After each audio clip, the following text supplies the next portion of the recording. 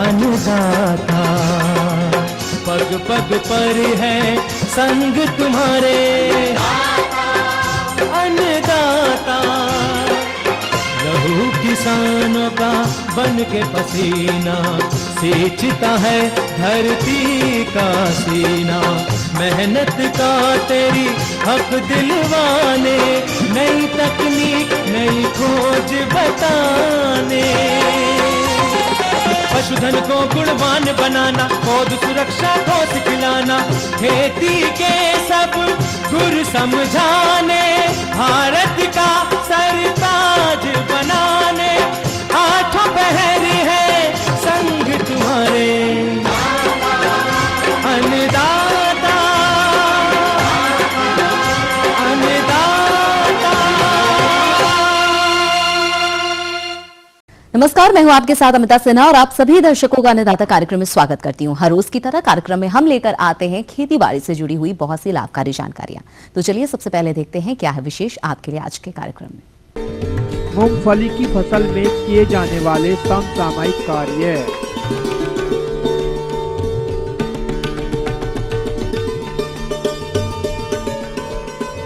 जैविक तकनीक द्वारा आम के उद्यानों का प्रबंधन।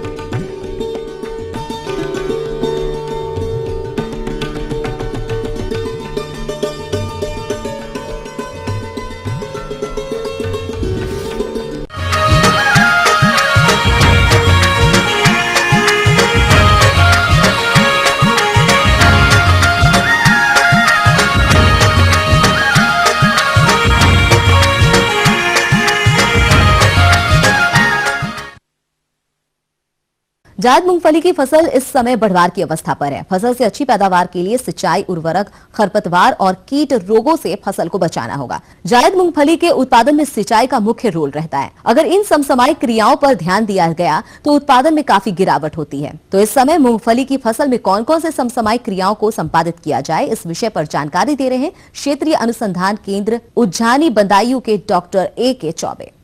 किसान भाइयों, आप लोगों को ये तो ज्ञात ही होगा कि गर्मी के मौसम में मूंगफली एक महत्वपूर्ण तिलहनी फसल है और नगदी फसल के रूप में इसका किसान भाई अधिक से अधिक प्रयोग करते हैं। और इस मौसम में गर्मी में अगर आप मूंगफली की खेती कर रहे हैं तो इत्मीनान से आप थोड़ा बहुत ध्यान दे करके 25 से 30 कुंटल प्रति हेक्टेयर की दर से उत्पादन ले पाते हैं, जो कि कम समय में एक बेहतर ज़्यादा लाभ देने वाली फसल है। तो आपको अब क्या करना चाहिए? अगर आप बुआई कर चुके हैं तो आप पहली निराई खुरपी से एक निराई गुड़ाई करा दें, जिससे खरपतवारों का भी नियंत्रित हो जाएंगे और उसके साथ आपकी फसल में थोड़ी सी गुड़ाई का भी जो फ़ायदा होता है वो भी मिल जाएगा। जो ज़्यादा महत्वपूर्ण है गर्मी की मूंगफली में वो है सिंचाई। आपको सिंचाई पर विशेष ध्यान देने होंगे और इसके लिए आपको क्या ध्यान में रखना है। 4 महत्वपूर्ण स्थितियां हैं जिस पर खेत में पर्याप्त नमी होनी चाहिए। अगर इन परिस्थितियों में खेत में नमी नहीं होगी तो आपके मूंगफली के उत्पादन पर विपरीत या बुरा प्रभाव पड़ता है। धूड़ की ज़मीन में खेती नहीं कर रहे हैं तो पहली सिंचाई आप 25 दिन या इसके बाद करें तो बेहतर होगा। लेकिन अगर भूड़ की ज़मीन है, गर्मी ज़्यादा है, आपने पलेवा करके बुआई की है और लगता है कि नहीं नमी खेत में कम हो गई है, तो आप नमी खेत की स्थिति और फसल को देखते हुए इसकी सिंचाई जल्दी भी कर सकते हैं। पहली सिंचाई अगर आप 25 दिन के बाद करते हैं तो फूल आने से पहले की अवस्था पर जो सिंचाई आवश्यक होती है उसकी पूर्ति आपने कर दी। दूसरी महत्वपूर्ण अवस्था है जब बारे पेग जो फूल बनते हैं, वो पेग जो ज़मीन में जाते हैं उस समय खेत में पर्याप्त नमी होनी चाहिए, नहीं तो बारे ऊपर ही रह जाएंगे और सूख जाएंगे, जिससे उत्पादन कम होगा। तीसरी जो अवस्था है जब आपकी मूंगफली पाड़ बनने लगते हैं उस समय आपके खेत में नमी होनी चाहिए। और चौथी, जब आपकी फसल करीब करीब 2.5 महीने की हो जाती है उस समय एक सिंचाई, जिस समय मूंगफली में भराव होता है। इन 4 परिस्थितियों पर अगर आपने ध्यान दिया और खेत में पर्याप्त नमी है बारिश की वजह से या आमतौर पर ग्रीष्मकालीन मूंगफली है तो इसमें बारिश की बहुत संभावना नहीं रहती है, तो इन 4 अवस्थाओं पर आपको सिंचाई करने की आवश्यकता पड़ती है अगर आपके खेत में नमी की कमी है तो अगर आप इन 4 अवस्थाओं पर सिंचाई कर लेते हैं तो गर्मी की मूंगफली फ़ायदेमंद इसी वजह से है कि इसमें आम तौर पर सामान्यतः न तो किन्हीं बीमारियों का प्रकोप होता है न कीड़ों का प्रकोप होता है, या यूँ कह लें कि इन कीड़ों और बीमारियों का नगण्य प्रकोप होता है, जिससे आपकी जो दवाओं में रसायनों में व्यय होता है वो बच जाता है और आपकी उत्पादकता अच्छी मिलती है। अगर किन्हीं कारणवश जो मूंगफली की बीमारियां हैं, जैसे आपका टिक्का रोग है, गणसा रोग है जिसको काला राट कहते हैं, जड़ का भूरा सड़न है, या कुछ और तरह की 1-2 बीमारियां आती हैं, तो इनका निदान एक तो बीज शोधन है, जो मुझे पूरी उम्मीद है कि आप मूंगफली अगर बोए हैं तो बीज शोधित करके बोए होंगे बाबिस्टिन और थीरम से। अगर टिक्का रोग जैसे पत्तियों पर पीले पीले धब्बे पड़ जाते हैं, अगर उस तरह की बीमारी आपके फसल में है और वो भी बीज की अवस्था या शुरू की अवस्था में आई है, तो उस समय हो सकता है कि उनकी सघनता को देखते हुए आपको दवा डालने की आवश्यकता पड़े। तो इसके लिए जो सामान्य सी फफूंदनाशी है, जिनको हम मैनकोजेब या डाइथेनियम 45 के नाम से जानते हैं, उसको आप 2 से 3 ग्राम प्रति लीटर पानी की दर से घोल बना लीजिए और इस घोल से आप छिड़काव करके अपनी फसल को तर कर दीजिए, तो ये टिक्का रोग नामक बीमारी भी नहीं आएगी। जो चौथी बीमारी है जिसको बड नेक्रोसिस कहते हैं, उसकी भी संभावना करीब करीब नगण्य ही होती है इस मौसम में, जबकि खरीफ में ये एक बहुत भयंकर बीमारी है, जिसमें जो बड कलियां जो खिलती हैं वहाँ पर छोटी छोटी पत्तियां बन जाती हैं या छोटे छोटे पत्तियों के गुच्छे बन जाते हैं, पौधे की विकास रुक जाती है, और जब पौधे की विकास रुक जाएगी तो उसी का उत्पादन पर विपरीत प्रभाव पड़ता है। अगर वो बीमारी आपके खेत में दिखती है, इक्का दुक्का पौधे हैं तो इनको उखाड़ करके खेत से बाहर फेंक दीजिए, और लग रहा है कि नहीं इसके बावजूद भी बढ़ रहे हैं तो किसी भी सिस्टमिक कीटनाशक रसायन का, जैसे इमिडोक्लोप्रिड है, का आप छिड़काव कर सकते हैं। छिड़काव करते समय इस बात का ध्यान रखें कि ये बीमारी एक सफ़ेद मक्खी से फैलती है, जो दूसरे बीमार पौधे का रस चूस करके स्वस्थ पौधे पर का रस चूसती है, तो उसमें भी फैल जाता है। हमारा उद्देश्य उस मक्खी को मारना है, क्योंकि वायरल बीमारी है, इसका अन्य कोई निदान इतना उस तरह का नहीं विकसित हुआ है। तो इस मक्खी को मारना है तो आप अपने खेत के साथ साथ मेड़ों पर भी छिड़काव करें, जिससे आप उस मक्खी को नियंत्रित करके आप बड नेक्रोसिस नामक बीमारी से अपनी मूंगफली को भी बचा सकें। कीड़े जो हैं, कीड़े आमतौर पर आपका सबसे भयंकर कीड़ा या सबसे प्रबल जो शत्रु है मूंगफली का, वो दीमक है। गर्मी में दीमक आने की संभावना लगभग नगण्य होती है। इसी तरह से आपका गीडार है, उसके भी आने की संभावना इस मौसम में नगण्य होती है। और अगर बाई दी वे बीच में कभी आपको लगता है कि नहीं दीमक का प्रकोप खेत में हो रहा है, तो आप इसी क्लोरपाइरिफास नामक रसायन को 2 लीटर प्रति एकड़ की दर से सिंचाई पानी के साथ, जो सबसे उत्तम तरीका है, सिंचाई पानी के साथ खेत में डाल देते हैं, तो आप अपने दीमक से अपनी फसल को सुरक्षित बचा ले जाते हैं और एक बेहतर उत्पादन आप पा सकते हैं। कम से कम 25 से 30 कुंटल प्रति हेक्टेयर की दर से आप गर्मी की मूंगफली से उत्पादन ले सकते हैं, जो आमतौर पर जो हमारी गर्मी की फसलें हैं उसमें सबसे ज़्यादा लाभदायक ये फसल मूंगफली की आपके पास उपलब्ध है। धन्यवाद।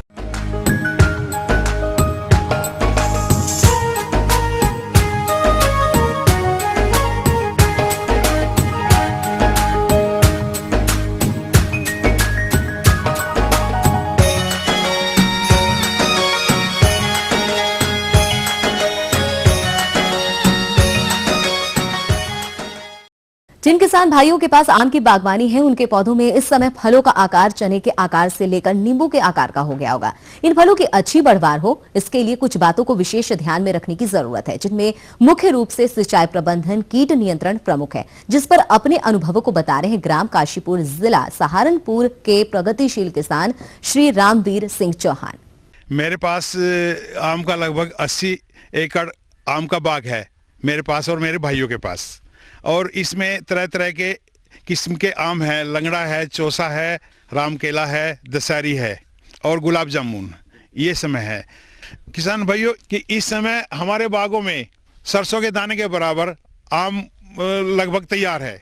अब पूरी सेटिंग हो चुकी और आम हमारा आ चुका। इस समय हमें देसी दवाई ट्राइकोडर्मा और बवेरिया बेसियाना ये पाउडर है, ये मिला के 7 ग्राम से 10 ग्राम प्रति पेड़ के हिसाब से लगभग ये हमें स्प्रे कर देना चाहिए। इस समय ये फंफूंदी नहीं आएगी, यहाँ पर उड़ने वाला है वो नहीं आएगा, कई बीमारियों को दूर करेगा। ऐसे छोटी छोटी जो कड़ी कीट है उनको भी ये कमांड में करेगा, और फंगस जो टहनियों पे छोटी छोटी आ जाती है उसको भी ये कंट्रोल करेगा। किसान भाइयों, कड़ी कीट ये नीचे धरती में से निकलते हैं, इनके छोटे छोटे लार्वा ऊपर चढ़ते हैं पेट में, उनको हानिकारक करते हैं और नुकसान देती हैं। जनवरी फरवरी में कड़ी कीट की मात्रा इतनी अधिक हो जाती है, चाहे कितनी दवाई हम उन पे डाल दें तो वो कम तो हो जाती है लेकिन मरती नहीं। अक्टूबर में ही उसको दवाई का प्रयोग न करके उसमें पेड़ के चारों तरफ पन्नी बांध दें और ग्रीस लगा दें। मादा ऊपर नहीं चढ़ पाएगी और नीचे रहेगी और हमारे पेड़ सुरक्षित रहेंगे। किसान भाइयों, अब हमारी आम की सेटिंग हो चुकी। अब से लगभग 1 महीने के बाद तो फफूंदी और सफेदी सी कई तरह की बीमारियां हमारे आम के ऊपर आएंगी। हमारा आम लगभग 20 और 25-30 ग्राम का लगभग हो जाएगा। तो उसमें हमें एक जैविक दवाई अपने घर पे बनानी। तो इसमें सबसे पहले हमें लेना होता है 10 ग्राम गाय का गोबर, और इसके साथ साथ गोमूत्र 10 लीटर, 2 किलोग्राम दाल का आटा, और इसके साथ साथ फिर 4 लीटर गन्ने का रस। अगर गन्ने का रस है ठीक है, अगर गन्ने का रस नहीं है तो हम गुड़ भी ले सकते हैं। और ये सारा सामान हमें 200 लीटर पानी में इसमें सारा सामान मिला लें, और उसको 1 हफ्ते के बाद उसको हिलाते रहें, डंडे से अच्छी तरह हिलाते रहें। इसको हम 1 एकड़ में इसको छिड़कना होता है, दूसरे पानी में मिला के 1 एकड़ में इसको छिड़क दें तो फिर इसके रिजल्ट बहुत अच्छे रहेंगे। किसान भाइयों, कई बार मैंगो हापर बहुत ज़्यादा हो जाता है, हमारे पत्ती और आम फल तक हमारा काले पड़ने लगता है। ऐसे समय पे हमें ये करना चाहिए कि कपड़े धोने का सोडा आता है अभी बाजार में, तो 1 किलो प्रति बीघा, यानी 1 बीघा में 5 आम हमारे लगभग आते हैं, 5 आम के पेड़ आते हैं, तो उसमें हमें 1 किलोग्राम कपड़े धोने का सोडा उसका छिड़काव कर दें तो उसका नतीजा ये होगा हमारा आम और पत्ती हमारी साफ हो जाएंगी। किसान भाइयों, अब खाद की बात आती है। इसमें हम डाल चुके देसी खाद हमारा 2 कुंटल से 3 कुंटल प्रति बीघा के हिसाब से, यानी 6 पेड़ में 2 कुंटल या 3 कुंटल तक आम में डालना चाहिए।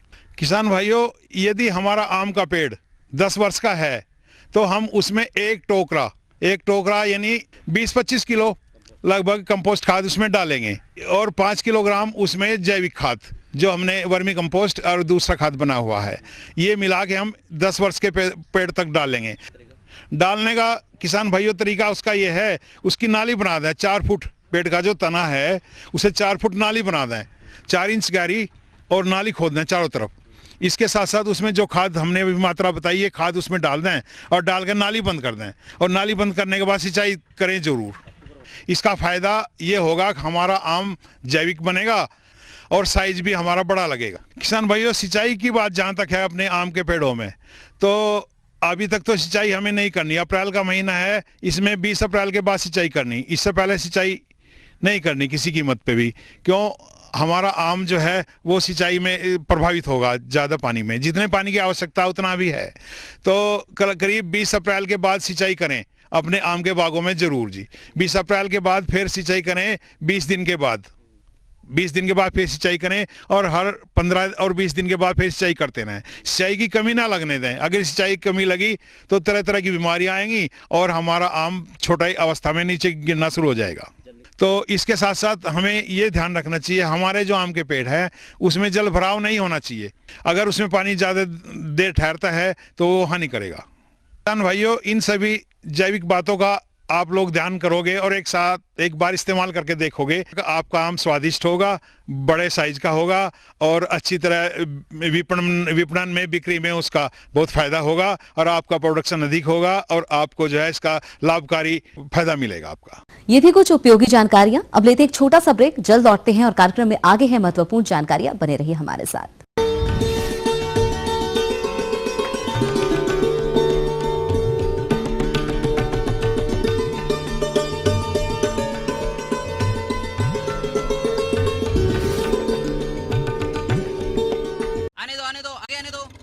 कुछ गड़बड़ है इस साल इतना ज्यादा वजन। भाई। क्या छुपाया है ट्रॉली में? छुपाया नहीं, कोराजन लगाया है। अब मेरी फसल को कीड़े नहीं खाते। पेश है डूबॉन्ट कोराजेन। ये देता है कंसुआ और चोटी भेदक कीटों से लंबे समय तक नियंत्रण, जिससे गन्ना बने ज्यादा लंबा और मोटा भी। डूबॉन्ट कोराजेन, जिंदगी बदल दे।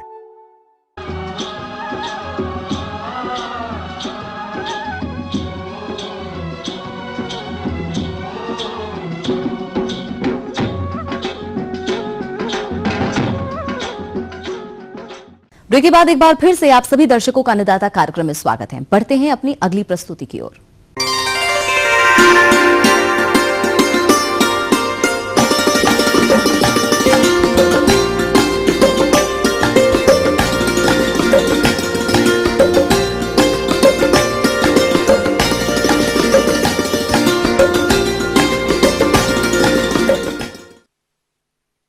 प्रदेश के किसान वर्षों से बेला फूल की खेती करके लाभ कमा रहे हैं और साथ ही बेला फूल से इत्र तैयार करके काफी किसान लाभ कमाते हैं। अतः जिन किसान भाइयों ने बेला की फसल लगा रखी है, इस समय खेतों में वो खड़ी है। इससे अत्यधिक फूल की प्राप्ति हो, इसके लिए इस समय क्या क्या समसमाई कार्यों को करना है, इसकी जानकारी के लिए हमारे बीच उपस्थित है कृषि वैज्ञानिक केंद्र कन्नौज के डॉक्टर अमर सिंह यादव। किसान भाइयों, बेला की खेती हमारे प्रदेश में, हमारे देश में बड़े पैमाने पर होती चली आ रही है। हमारे जनपद कन्नौज में इसकी खेती बड़े पैमाने पर बहुत समय से होती आ रही है। कन्नौज का नाम इस इत्र की नगरी के रूप में जाना जाता है। यहाँ बेला, गुलाब, मेहंदी ढेर खेती होती है। बेला इसमें प्रमुख फसल है। किसान भाइयों, जहाँ तक खाद और उर्वरक प्रबंधन की बात है, उसमें मैं बताना चाहूँगा कि प्रति पौधा कितनी खाद डालें। इसमें जो है किसान भाइयों 10 से 15 किलोग्राम सड़ी गोबर की खाद प्रयोग करनी है। साथ साथ जो है 90 ग्राम आपको जो है नाइट्रोजन प्रयोग करना है। 1 से 20 ग्राम जो है फास्फोरस प्रयोग करना है और 240 ग्राम आपको जो है पोटास प्रयोग करना है। प्रति पौधा डालना है। इसके साथ साथ किसान भाइयों, फूल की संख्या और उसमें ऑयल परसेंटेज बढ़ाने के लिए यदि हम जो है माइक्रोन्यूट्रिएंट का प्रयोग करते हैं 40 किलोग्राम मैग्नीज सल्फेट और 15 किलोग्राम जिंक सल्फेट और 5 किलोग्राम यदि बोरेक्स प्रयोग करते हैं तो फूल की क्वालिटी और फूल में जो है इत्र का परसेंटेज हम बढ़ा सकते हैं। किसान भाइयों, अगली बात आती है कि इसको किस तरीके से दिया जाए। देने की तकनीक के बारे में बताना चाहेंगे किसान भाइयों। सबसे पहले जो है करीब 5-6 दिन पहले, हफ्ता भर पहले लगभग समझिए कि हम जो है खेत के पौधे के चारों तरफ की मिट्टी हटा देते हैं। हटाने के बाद ये देखते हैं कि उसमें सनलाइट थोड़ा सा लग जाए। सनलाइट होने के बाद जो है गोबर की खाद और जो है सभी नाइट्रोजन, फास्फोरस, पोटास पूरी खाद को जो है हम अपने पौधे के चारों तरफ गोबर की खाद के साथ मिला करके जो है उसमें भर देते हैं। किसान भाइयों, सबसे पहले आप लोग जो है बेले के पौधे के चारों तरफ जो है हम लगभग 1 फीट गहरा गड्ढा खोद देते हैं और चारों तरफ गड्ढा खुदा रहता है। उसको करीब 7-8 दिन जो है खुला छोड़ देते हैं, जिससे कि क्या होता है उसमें जो है वायु संचार मिल जाता है और पौधा जो है वायु संचार मिलने के साथ साथ सनलाइट कुछ मिल जाती है। इसके बाद जो है हम क्या करते हैं, जो भी मैंने गोबर खाद और नाइट्रोजन, फास्फोरस, पोटास, आपको माइक्रोन्यूट्रिएंट जो भी बताए हुए हैं, उनको प्रति पौधा के हिसाब से जो है गोबर की खाद के साथ मिला करके जो है पूरे गड्ढे में भर देते हैं। भरने से हम जो है 3-4 दिन के बाद उसमें सिंचाई करते हैं। किसान भाइयों, अगली बात आती है फसल सुरक्षा की। फसल सुरक्षा के रूप में देख रहे हैं आपके खेत में जो है इसमें जो है सुड़ी बेधक कीट लगा हुआ है। इसमें पूरी पत्ती जो है आपके पौधे को जो है पूरा खा लिया है और इसके नियंत्रण के लिए आपको क्या करना है किसान भाइयों। और इसके साथ साथ कली को भी नुकसान पहुँचा रहा है, कली भी ख़त्म कर दे रहा है, पत्ती ख़त्म कर दे रहा है, पूरा पौधा ही आपका बेकार और पूरे पौधे में जाली हो जा रही है। किसान भाइयों, इन सब के नियंत्रण के लिए हम क्या करेंगे कि 2 ml मैलाथियान पर लीटर पानी घोल के अगर जो है हम स्प्रे कर देते हैं तो उससे जो है हमारे खेत में फली बेधक, पत्ती जो है उसको जो काटने वाला कीट और जो है वो सब जो है उसको हम ख़त्म कर सकते हैं और पौधा हमारा इन कीटों से नियंत्रण हो जाएगा, जिससे कि हमारे पौधे में जो है जो समस्या आ रही है इस समय वो उसको हम निदान कर सकते हैं। इसके बाद किसान भाइयों, अगली बात आती है कि फूल की तोड़ाई कैसे की जाए। सुबह जो है सुबह 5 से 6 बजे के बीच हम जो है अगर फूल की तोड़ाई कर लेते हैं तो इसको ज़्यादा सही रहता है, क्योंकि दिन में फूल की तोड़ाई करने से जब सनलाइट हो जाती है उस समय अगर तोड़ेंगे तो उसमें ऑयल की परसेंटेज कम हो जाती है। किसान भाइयों, फूल की क्वालिटी उतना अच्छी नहीं रहती है। किसान भाइयों, यदि हम फूल को अधिक समय तक सुरक्षित रखना हो तो 0.1% सिल्वर नाइट्रेट को जो है घोल में हम यदि अपने फूल को जो है अगर डिप कर लेते हैं तो 3-4 दिन के लिए, 4-5 दिन के लिए समझिए कि उसको फूल को हम सुरक्षित रख सकते हैं और उसको उसके बाद इकट्ठा करके हम अपने मार्केट ले जा सकते हैं।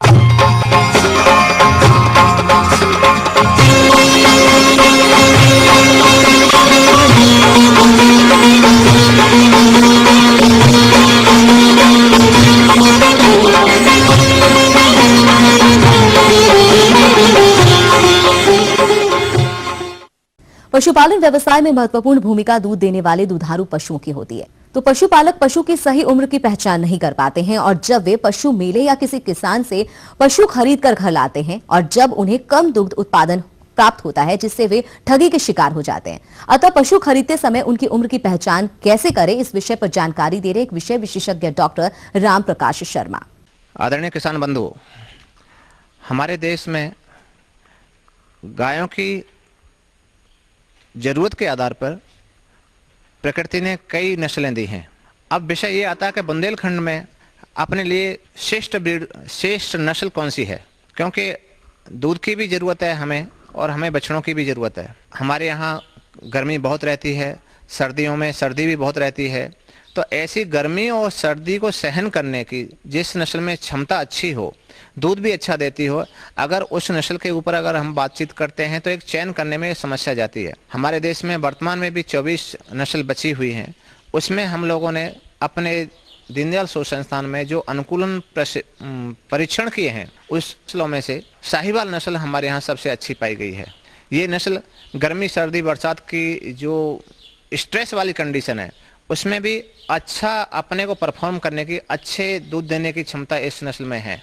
अपने केंद्र पर 2200 लीटर प्रति ब्यांत के हिसाब से दूध हम लोगों को मिल जाता है। ऐसी नस्लें भी हमारे यहाँ हैं।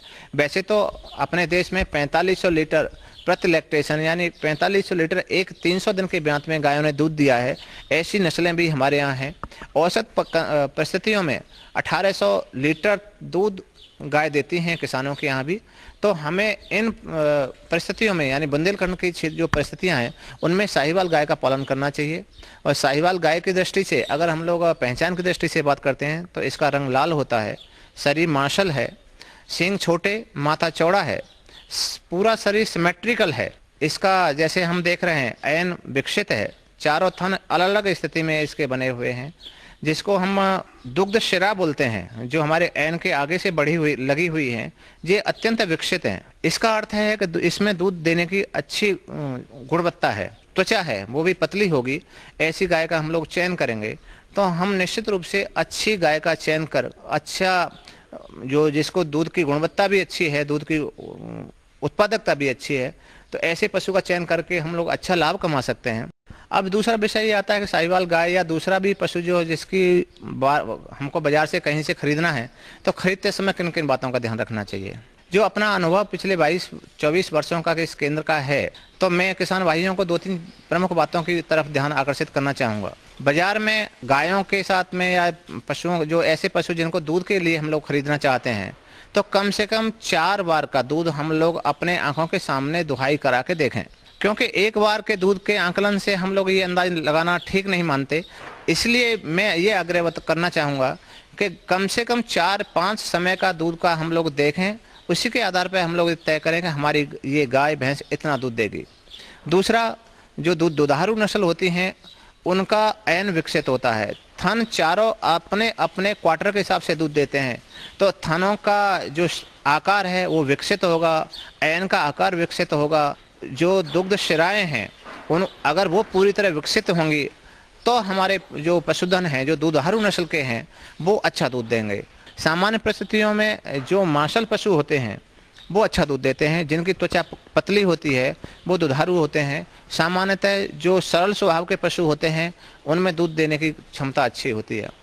लेकिन विशेष ध्यान इसमें उम्र का रहता है, चाहे वो हमारे बैल हों, चाहे भैंस हों, चाहे गाय हों। उम्र का ध्यान प्रमुखता से देना चाहिए खरीदते समय। और उसकी एक पहचान करने के लिए जो दांत देख के जो आकलन होता है वो श्रेष्ठ होता है, तो सामान्य परिस्थितियों में अगर हम पशु खरीदना चाहते हैं तो 4-5 वर्ष से पुराना पशु न खरीदें तो ज़्यादा अच्छा होगा।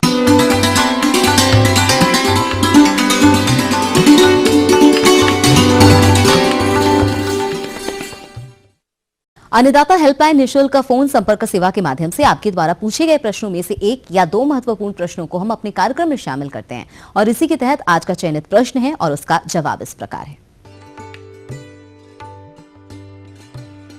निःशुल्क अन्नदाता हेल्पलाइन संपर्क सेवा के माध्यम से पूछे गए प्रश्नों में से जिस प्रश्न को आज हमने अपने कार्यक्रम में शामिल किया है उसे पूछा है जिला कन्नौज ग्राम अरोल के कृषक रजत कटियार ने। आप मक्का की फसल में किए जाने वाले समसामयिक कार्यों पर जानकारी चाहते हैं। जैसा कि यहाँ आप देख रहे हैं, मक्के की खेती यहाँ फरवरी में पहली बुआई करके जो है हम एक जायद में अच्छा उत्पादन ले सकते हैं। और सबसे जो महत्वपूर्ण बात है जायद मक्के में वह यह देखा जाता है कि इसमें सफ़ेद पत्तियां निकलती हैं, जो नए नए कोमल पत्तियां निकलती हैं वह सफ़ेद होती हैं, जिसको वाइट बड के नाम से जाना जाता है और किसान भाई इस पर ध्यान नहीं देते हैं। यह जिंक की कमी को प्रदर्शित करता है, इसलिए मक्के में पोषक तत्व प्रबंधन का बहुत बड़ा रोल है इसके उत्पादन में। और इसके लिए अगर हम 120 किलो नत्रजन, 60 किलो फास्फोरस और 40 किलो पोटास के साथ 25 किलो जिंक सल्फेट प्रति हेक्टेयर की दर से संस्तुत करते हैं, ताकि जो है जिंक की कमी की वजह से मक्के में वाइट बड न होने पाए। ऐसा अगर होता है तो क्लोरोफिल की कमी हो जाने से भोजन कम बनता है और हमारा उत्पादन भी सीधे सीधे प्रभावित होता है। उर्वरक का प्रयोग कब करें यह भी एक वैज्ञानिक पहलू है। इसके लिए हम यहाँ पर जो नत्रजन की आधी मात्रा, फास्फोरस और पोटास की पूरी मात्रा हम बेसल डोज के रूप में देते हैं, लेकिन वहीं पर हमारा जो जिंक सल्फेट है और शेष नत्रजन की आधी मात्रा जो है वह 2 भागों में करके हम स्पॉट एप्लीकेशन करते हैं, यानी जहां पौधा होता है उसके चारों तरफ हम जो है मिक्सचर जो जिंक सल्फेट और यूरिया का है उसको हम पौधे के गोलाई में देते हुए चले जाते हैं। यहाँ पर ब्रॉडकास्टिंग नहीं करनी चाहिए, क्योंकि इससे पत्तों के ऊपर भी जो है उर्वरक पड़ता है और वो पत्तों को जला देता है। इन सब के अलावा यह ध्यान यहाँ पर भी दिया जाना आवश्यक है कि जब भुट्टा और टेसल जो नर मंजरी निकलती है उस समय खेत में नमी का होना परम आवश्यक है। और अगर ऐसा नहीं होता है तो भी जो परागकण हैं वह सूख जाते हैं और वो उनकी वाइबिलिटी ख़त्म हो जाती है, लिहाजा वो फर्टिलाइजेशन करने में नाकाम होते हैं। और इन सब के अलावा चूँकि जायद की फसल है तो हमें समय समय पर सिंचाई के साथ निकाई गुड़ाई और खरपतवार नियंत्रण पर भी ध्यान दिया जाना जरूरी है, क्योंकि यह एक ऐसी फसल है जिसमें पोटेंशियल काफ़ी हाई है और दूसरे तरफ से खरपतवार का अतिक्रमण हो जाने से इसका उत्पादन बुरी तरह से प्रभावित होता है। तो इसके लिए क्योंकि जो उपाय है वह शुरुआती ही है, लेकिन अगर फसल बड़ी हो रही हो तो 25 दिन पर एक निकाई गुड़ाई करना काफ़ी लाभप्रद पाया जाता है। इसलिए इसकी जो बढ़वार है और अन्य खरपतवार हैं वह बाहर निकल आते हैं और बढ़वार भी अच्छी होती है। क्योंकि जायद ऋतु ऐसी होती है इसमें कीट बीमारी का आक्रमण बहुत कम हो जाता है, दिन काफ़ी बड़ा होता है और इसके वजह से पौधों की जो उम्र है यानी उसकी लाइफ साइकिल जो है वो काफ़ी घट जाती है। जहाँ पर कि यह मक्का जो है 100 से 120 दिन लेता है खरीफ में, वहीं पर जायद या अगेती जायद की जो मक्के की खेती होती है वो 80 से 85 दिन में पूरा हो जाती है। हम ये उम्मीद करते हैं कि आज का कार्यक्रम आप सभी दर्शकों के लिए उपयोगी रहा होगा। किसान भाइयों, अन्नदाता आपकी सेवा के लिए संकल्परत है। कृषि संबंधित समस्या एवं सुझावों के लिए आप हमारे इस पते पर संपर्क कर सकते हैं। प्रोड्यूसर अन्नदाता ETV Uttar Pradesh, Uttarakhand, Ramoji film city, Hyderabad 501512 और साथ ही हमें ईमेल भी कर सकते हैं। हमारा ईमेल है annadata.up@etv.co.in। इसके अलावा आप हमें निःशुल्क हेल्पलाइन नंबर 1800425408 पर शाम 5 से 6 बजे के बीच संपर्क भी कर सकते हैं। अब आइए देखते हैं कल दिखाए जाने वाले कार्यक्रम की मुख्य झलकियां। कद्दू वर्गीय फसलों में किए जाने वाले समसामयिक कार्य, अमरूद के उद्यान में किए जाने वाले समसामयिक कार्य,